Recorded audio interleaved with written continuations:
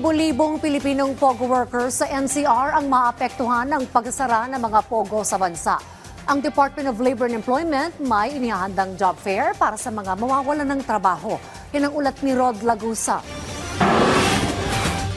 Job fair sa susunod na buwan. Ito ang maaring puntahan ng mga mawawalan ng trabaho dahil sa pagban ng mga POGO sa bansa. Sa darating na October 10, isasagawa ang job fair sa isang mall sa Parañaque City. As of now, na-map na po natin sila kung saan itong mga empleyado na maapektuhan in cooperation with our PESO, our Public Employment Services Office ng mga LGUs.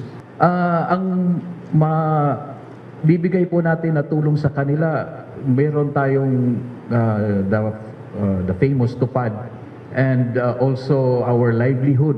Ayon sa DOLE NCR, sa kabuuan, higit 19,000 ang mga maaapektuhan sa buong NCR. Ang aktibidad ay pagtugon ng DOLE NCR para sa mga displaced POGO worker.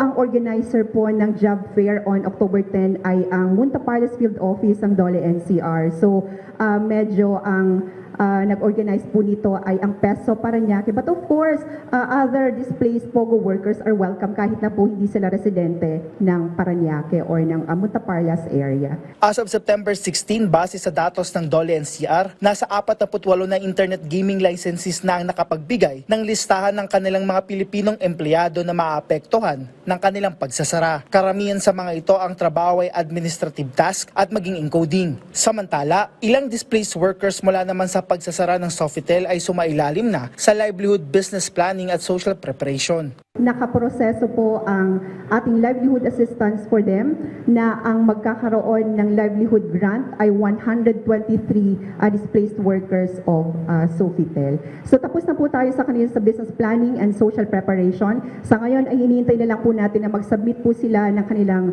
documentary requirements and then after that ay ma-award na po natin sa kanila ang livelihood assistance.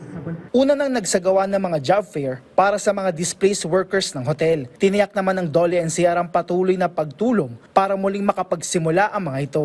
Rod Lagusad para sa Pambansang TV sa Bagong Pilipinas.